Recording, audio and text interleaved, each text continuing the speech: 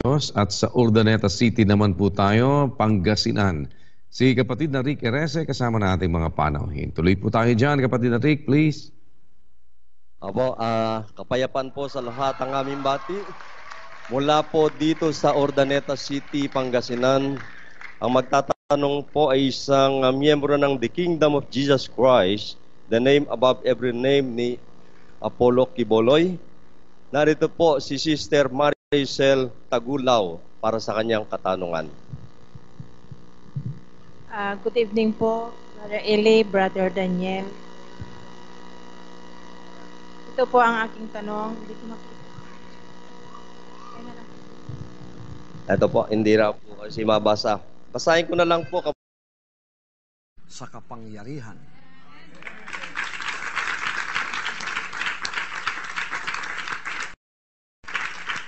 Akin na ang buong sanlibutan. Kaya kayo mga naghari-hari dito sa mundong ito, na under sa domination ni Satanas, take notice, I'm here already. I'm claiming ownership of the planet Earth. This is the Lord's, it's not yours. Psalms 24 verse 1. The earth is the Lord's, and the fullness thereof. The world and they that dwell therein. Official na yan, mga kapatid. The earth is the Lord's. It is owned by my Father. And the fullness thereof, everything that is in it. The world that you have destroyed, and they that dwell therein, including all of you. 7 billion human beings. I own all of you. Father. And the fullness thereof, everything that is in it. The world that you have destroyed, and they that dwell therein, including all of you. 7 billion. Anak ngayon ang nakaupo na sa kapangyarihan.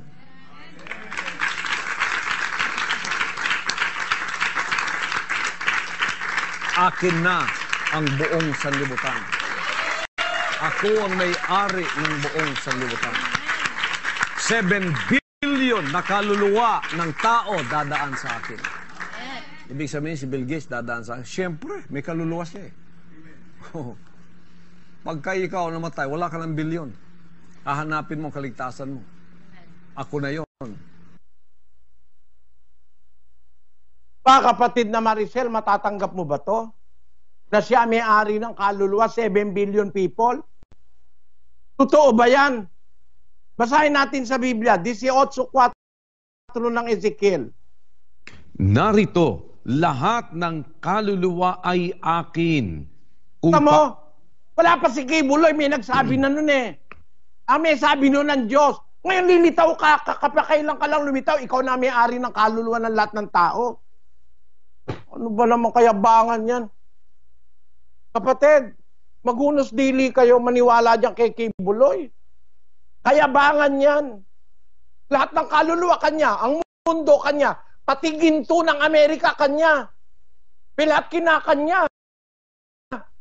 Totoo ba yon sa reality? Totoo ba na ang ginto ng Amerika kanya? Pakinggan nyo ang kawalang hiyaan dito. Kada nasod na na ipundong bulawan, nag-back up sa ilang economy. Ang pinakadaghang bulawan sa kalibutan ng United States, 8,000 metric tons of gold ang nasa ilaha. Second is Germany with more than 5,000 metric tons of gold. Ako na tanan. Amo, ako na tanan. Yung lahat ng ginto sa Amerika, ginto sa Germany, kanya na raw lahat yun. Totoo ba yan? Mag-isip na lang tayo in logic. And in reality, hindi ka maniniwala, sinungaling yan eh. Sinungaling na, nanloloko pa ng kapwa na sinasadya niya raw na imali para raw ako mabingwit. Kalukuhan, talagang hindi mo alam yung pinagsasasabi mo. Nagsalita rito sa Brazil, pinanganak daw si Moises, inutos daw ni Paraon na patayin ang lahat ng batang lalaki 2 taon pababa. para mapatay si Moises. Pinuna ko, sinadya niya raw yun. Sinadya. Hindi naman ako kausap mo noon. Ang kausap mo, mga Brasilero eh.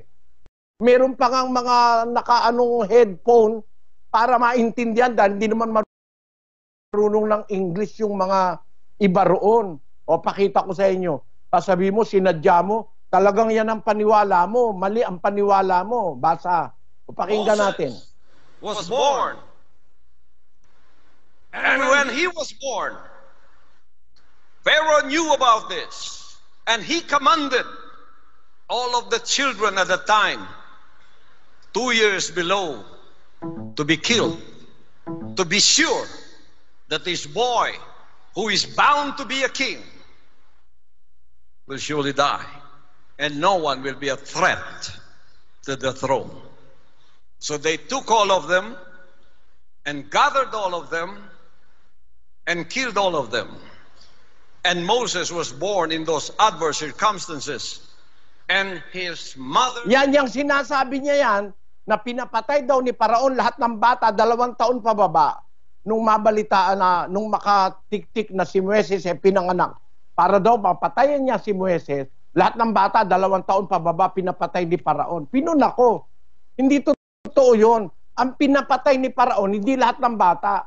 At hindi 2 taon pababa. Ang pinapatay niya, lahat ng bagong panganak na lalaki. Hindi kasama ang babae. Lahat ng bagong panganak na lalaki, pagkapanganak, pinapatay niya, hindi 2 taon pababa. Mali sinasabi, pinuna ko. Pumunta rito kasi sa Brazil, sinusundan ako eh. Di ba? Para lang masabing meron din sila sa Brazil. Nangaral ng mali. Nung mapuna yung kanyang mali, kasabi-sabi pa naman, sinadya ko yun. O, pakita nyo, sinadya niya raw. Yung kay Paraon, alam ko yun. Pati si Herodes, yung pinagpapatay yung mga bata, alam ko yun. Nung sinabi ko yun, binibingwit ko itong mga taong ito. Kung talabang sinusundan nila ako, sinusunod nga. Sinadya ko. Sinadya niya raw yun. Sinadya mong manloko, di ka na nahiya. Kapal ng pagmumukha mo. Sinasadya mong lokohin ang kapwa mo tao. Brasilero pa niloko mo. Kala mo ba paniniwalaan ka rito ng mga matitino? Nako, pag nakakuha ka rito ng miyembro, alam ko na yun. Kung sino makukuha mo. Pero, para sabihin mo na sinadya niya raw na sabihin nyo para mabingwit daw kami. Ang liwanag na hindi mo sinasadya, tignan mo lang yung gestures mo eh.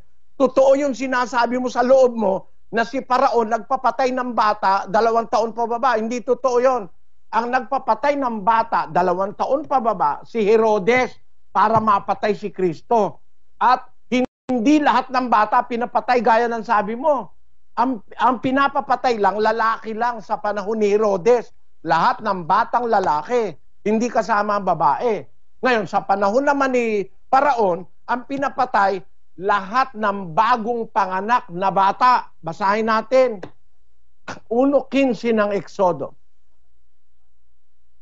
At ang hari sa Ehipto ay nagsalita sa mga hilot na Ebrea na ang pangalan ng isa ay Sipra, na ang pangalan ng isa ay Pua. At kanyang sinabi, paghilot ninyo sa mga babaeng Ebrea at pagtingin ninyo sa kanila sa dakong panganganakan. Kung lalaki ay papatayin nga ninyo, datapwat kung babae ay inyong bubuhayin. Ayan, hindi papatayin lahat ng pati lalaki, pati babae. Pagka nanganganak na ang Ebrea, pagka lalaki, patayin nyo. Pero pagka babae, bubuhayin nyo. At hindi niya inutos yon dahil alam niyang pinanganak si Moises. Hindi ganon. Hindi ganon. Sabi niya, Pharaoh knew about it, that this boy was bound to be a king. Mali yun. Kaya ipinapatay ni Paraon lahat ng lalaking ipapanganak para wag magkaroon ng malakas na puwersa ang Israel. Para ang maging mga Israelita, karamihan lang babae, pero mga lalaki papatayin. Baka natatakot si Paraon na sila'y matalo ng mga Israelita na kanilang mga alipin. walang kamalay-malay si Paraon na nung panahon na yon ipapanganak si Moises. No? Hindi niya alam na ipapanganak si Moises. Patunayang hindi niya alam, naging parang apo niya pa nga eh. Sa bahay pa nung kanyang anak, pinalaki si Moises eh. Dahil inampun nung kanyang anak na babae, si Moises. Walang malay si Paraon sa pagkapanganak ni Moises. No?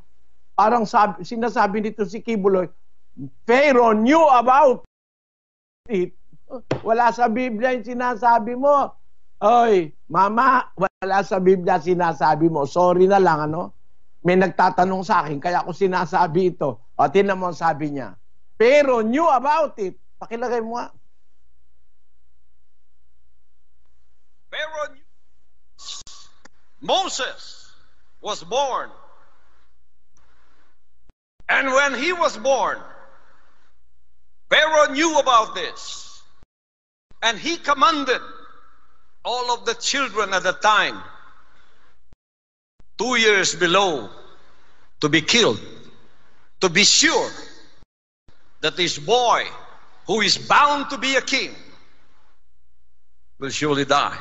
Kita mo, mali ang pangangaral mo. Hindi totoo na kaya siya nag-utos na ipapatay ang mga bata dahil alam niyang panganak na si Moises. Hindi.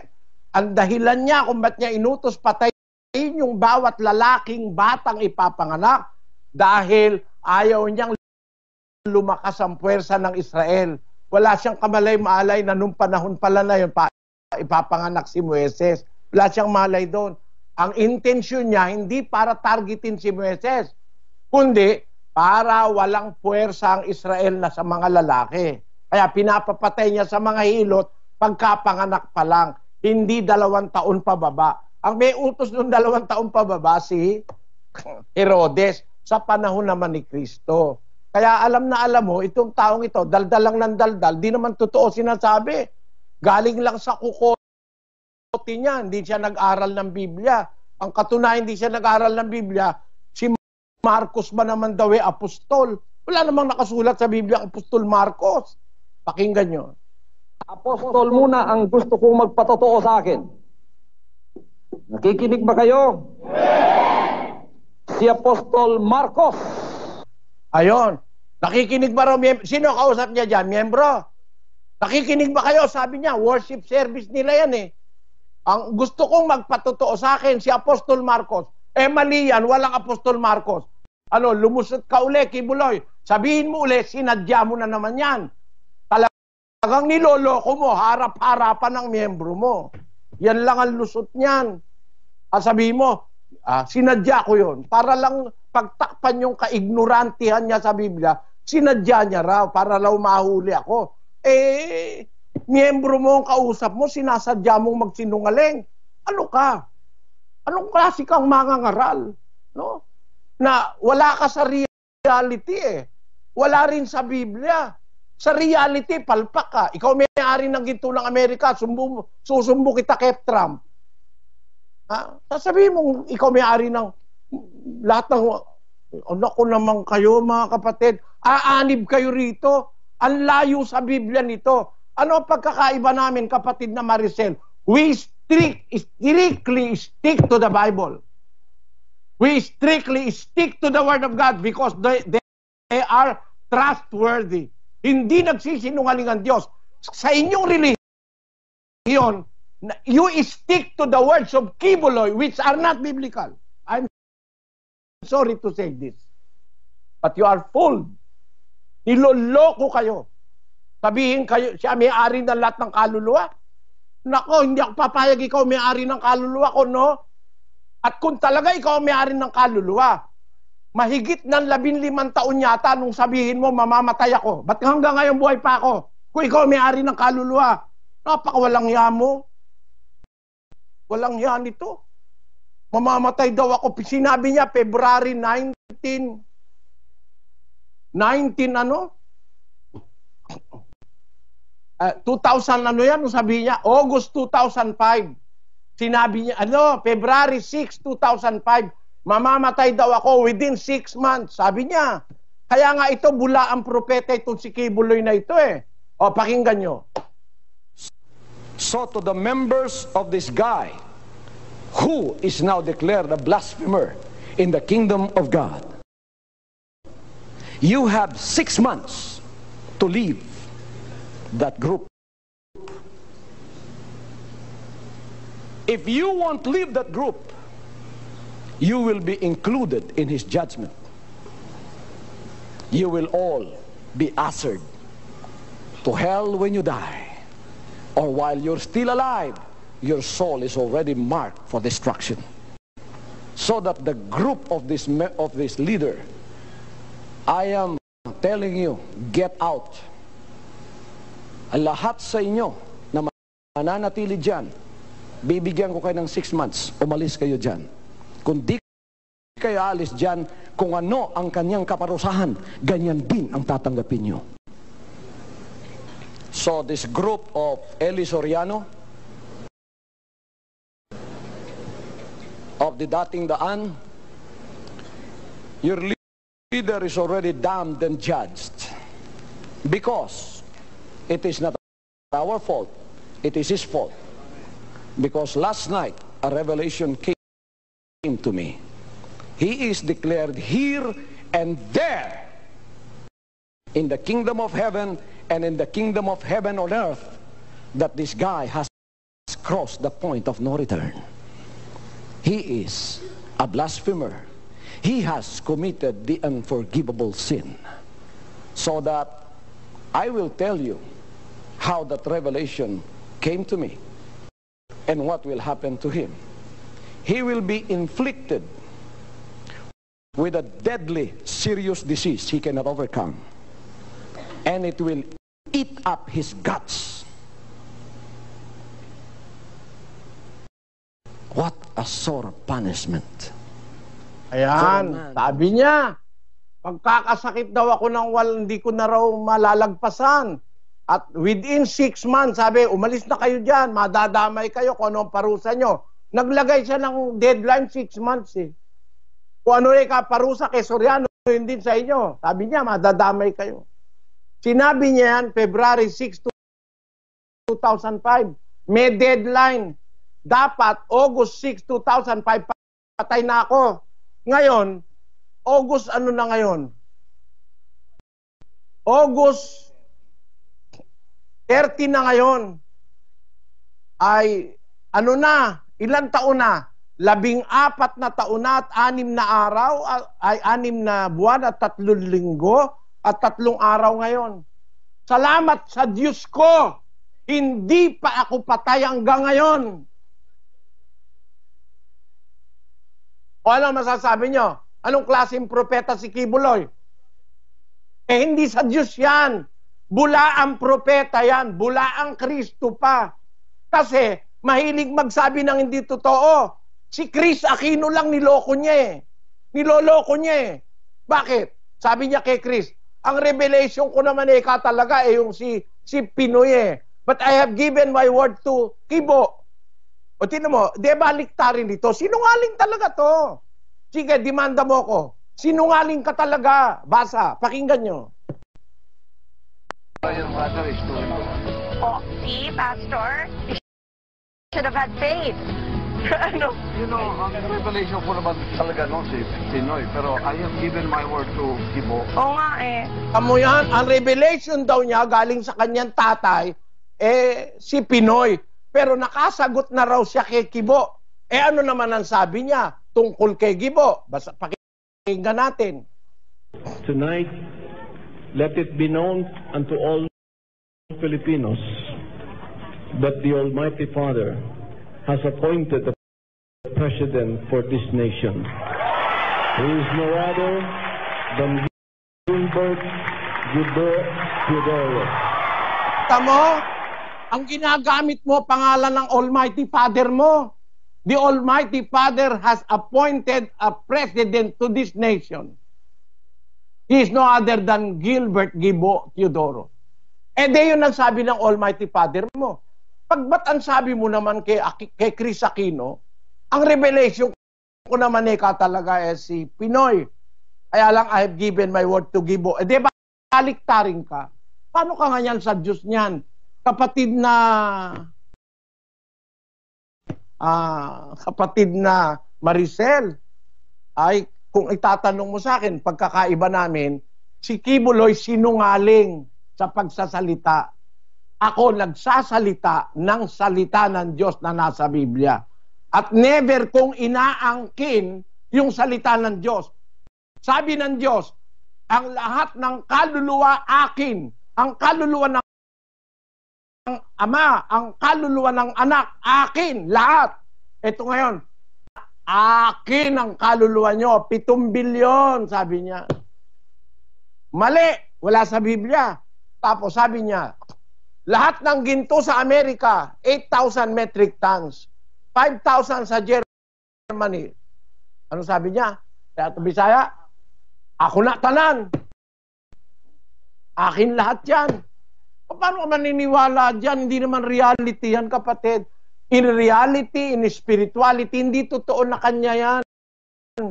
Ang katunayan nga, yung mga miyembro niya, nagpapalimos pa. At kung totoo yan, ba't pinagpapalimos mo mga miyembro mo? There will be no other Christ anymore. He is claiming to be Christ and the appointed Son. The appointed Son do not need to be substituted by anybody else. 7:23 of Hebrews. Let us read the truth. And they truly were many priests, because they were not suffered to continue by reason of death. But this man, because he continueth ever, hath an unchangeable priesthood. Natin sa Tagalog. At katotohanang sila'y marami sa bilang na naging mga saserdote, sapagkat dahil sa kamatayan ay napigil sila ng pagpapatuloy. Datapwat siya sapagkat namamalagi magpakailanman ay may pagkasaserdote siyang di mapapalitan. Ang pagkasaserdote, ang pagkapastor, ang pagkaanak, ang pagkamangangaral ng ating Panginoon Kristo, walang kapalit. Walang kapalit. Sino mang magsasabing kapalit siya, gago siya, gago. G-A-G-O, gago. Ano raw ang gago ayon sa diksyonaryo Pilipino, Cislus?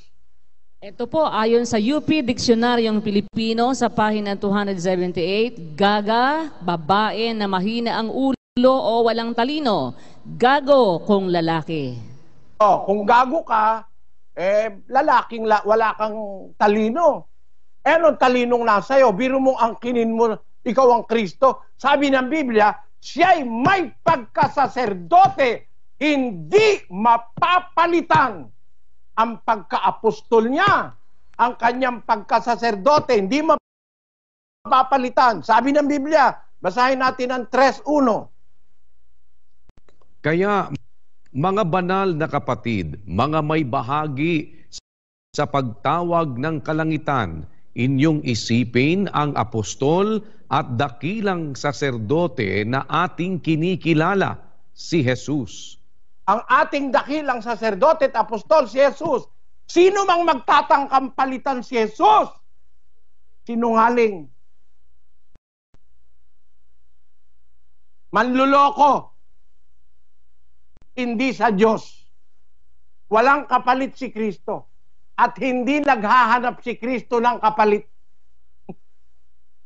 He was intended by God to be the priest forever, like the priesthood of Melchizedek. Nakasulat yan sa awit. No? Kaya sino man magtatangka, kahit sino pa, Pilipino, Amerikano, puro gago yun. No? Kaya lang, wala tayong magagawa. Kalayaan ng tao magsalita ng gusto niyang sabihin. No? Pero, kung gusto nyong makita yung totoo, maniwala kayo sa Biblia. Hindi sa katha-katha, kuro-kuro. Maraming kuro-kuro ito galing sa sarili, wala naman sa Biblia. Pero mo, kaya luluhod law lahat ng tao sa kanya. Nako, Hindi ako luluhod sa'yo. Kahit patayin mo ako, hindi ako luluhod sa'yo. No? Luluhod ako sa'yo? Never. Sana, mamatay na lang ako. Kesa lumuhod ako sa'yo. Alam kong bulaan kang Kristo eh. Yun ang sagot ko, kapatid na Maricel. Pasensya ka na, ha? Talagang, kuminsan ang tao na dadala ng emosyon. Si Pedro nga nanaga eh. Nung madala ng emosyon, hinuhuli si Kristo eh. Ako, hindi pa naman ako nananaga. Nagsasabi lang ko ng totoo. Kuminsan lang masakit talaga ang totoo. Salamat, Brother Eli. Salamat sa Diyos. Salamat po. Sana wag kayong magdamdam, mga kapatid. Hindi ko lang matiis na hindi kayo nanloloko kasi. Pati si Chris Aquino ba naman eh. Paborito ko pa naman si Chris eh. Niloloko mo. Sabihin mo, nung una sabi mo, ang revelation sa'yo, eh, ang presidente, si Kibo. Nung kaharap mo si Chris, niloko mo, sinabi mo. Ay, ang revelation ko naman talaga si Pinoy eh. Oh. Sige nga, kaya mo patunayan sa husgado yan ha. Dalawa revelation mo sa magkaibang panahon eh, tama ka pa rin. Ano ba yan? Pati ginto ng Amerika pinag-iinteresan. Ang isip nitong taong ito, ba talagang makalupa ang isip nito eh. Dahil tama na nga, saka na lang uli sa susunod na exposition.